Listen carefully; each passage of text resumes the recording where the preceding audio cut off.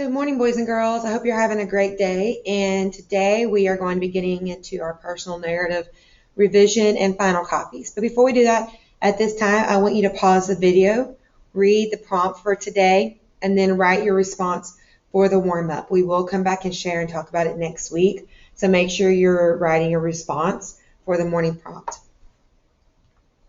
So today we're going to get into revision. And when we revise, we're thinking about adding, changing, or deleting things to improve our quality of our writing. So I'm going to read this passage for you, and I want you to think about what is it that the student is doing really well in this writing, and to reflect as we prepare for our revision and final copies today. Kayak tip over. Cold waves lap at my back. The wind roars. The capsized kayak bobs crazily like a runner's short ponytail. My arms and legs tingle with the thought of an underwater creature dragging me down into the watery depths.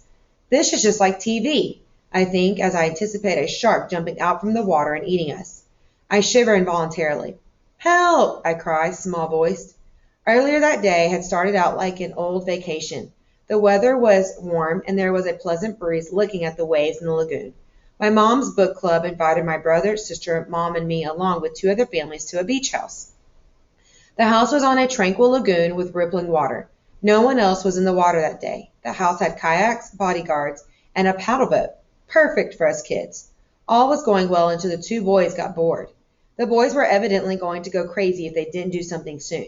They had been lying in the sun for too long, and they were swiftly accumulating girly tans. Suddenly, Josh had a marvelous idea. Why didn't they let one floaty go drifting downstream and then go chasing it in the paddle boat? The idea was perfect. There was only one catch. The pleasant breeze that had been blowing gently was now a gushing whirlwind of energy, and the floaty was rapidly growing smaller and smaller with the boys close in tow. Tino! Joshua! Madison, Anna, and I screamed and yelled, but it was to no avail. Joshua Birch, come back here, Madison hollered. Our mothers came up behind us.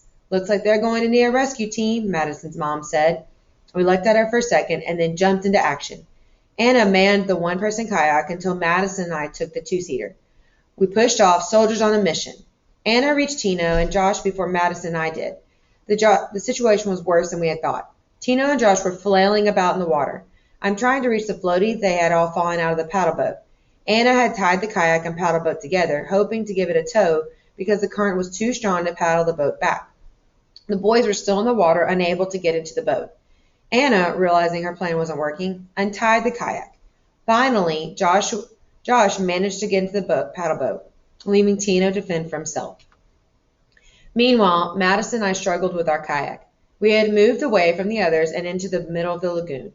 Seeing Tino swimming towards us, we made room for him on board. He reached us and heaved himself on. I threw my weight on the opposite end so we wouldn't capsize. Madison and Tino sat with their legs dangling, resting. I knew they shouldn't do that, but before I could warn them, we tipped over and we all went spilling into the lagoon. The cold water hit me like a wall. I surfaced, sputtering water. I prayed to God, thanking him that we had life jackets. My first concern was that we had to right the kayak. Unfortunately, this was easier than done. After our 5th try, the kayak reluctantly flipped over with a loud, squelching sound. I felt as if we should have got a gold medal for that. All I wanted to do was get out of there, but the lagoon wasn't finished with us yet. Our paddles had floated away. Luckily, Anna, the hero of the day, brought the paddles to us. Thank you, Anna. During that time, Ophi, Josh, and Madison's mom arrived to help. She joined Josh on the paddle boat, relieved Tino from us, and took him to shore. Madison and I managed to arrive at the shore safely without any more tip-overs. Hip, hip, hooray! I watched Anna battle her way home and thought it would have gone much differently if she hadn't been there. I looked back at my friends, then at the water, and I knew this wouldn't keep us out of the water. No way. The whole experience helped me learn that you have to be calm in scary situations, even if you aren't calm at heart. Things look much worse when you're scared, so sometimes you just need to pause, take a deep breath, and I promise things will look much brighter. My advice to kids like me would be to listen to your parents when they insist upon wearing life jackets. Those jackets really do live up to their name. They can save lives. They help save mine.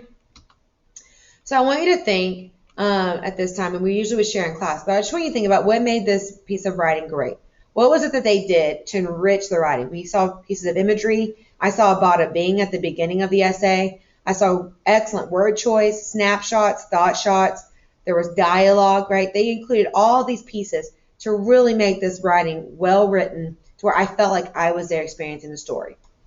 So when we're revising, we're going to use the acronym ARMS, okay? And for ARMS, it means to add ideas or words for clarification, remove unneeded or confusing ideas, move sentences or words around, substitute words, phrases, or sentences.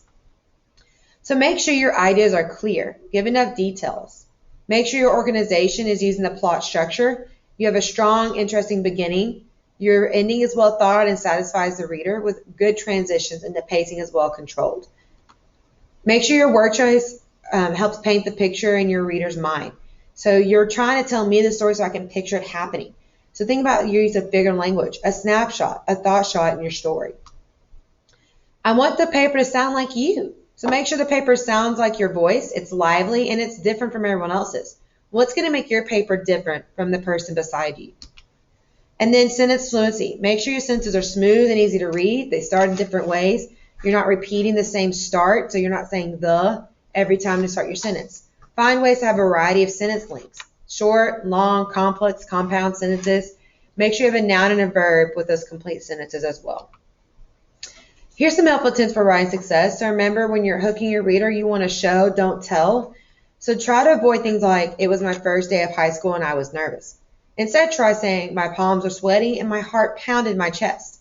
So we're using our senses of feeling, right? Touch, right? Sweaty hands, my heart pounding.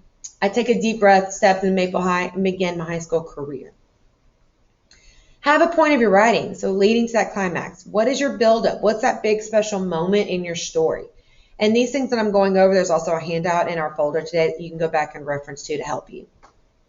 Have a clear and concise conclusion. Avoid saying, that was the best day ever at the amusement park. I cannot wait to go again.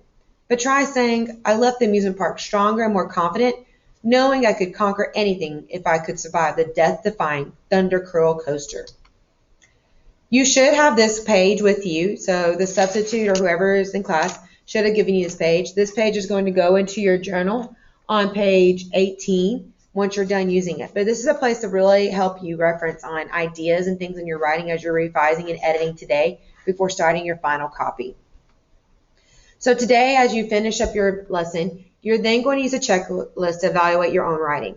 You're going to use a narrative writing reference sheet to revise your writing to improve the quality, and you're going to edit your writing to ensure it is correct. Once you're done with all that, then you're going to need to type and submit your final copy, okay? I am giving y'all until Saturday, so you have the rest of Friday and Saturday to finish typing and submit it. If there's a problem with typing, message me and I can still help you out with that. You are also welcome at any point during class to swap papers with a classmate to see if they can read over it and just give you some tidbits. Maybe they'll catch something that you didn't catch as you check through your work. Maybe they'll give you an idea to help you out with a paragraph or a word choice. So be sure to check and have a student check over your work with you as well. Okay? And you can also use help at home, having parents read over your work before you submit it. I hope all that clarifies everything. Feel free to message me at any point during class on Friday if you have questions.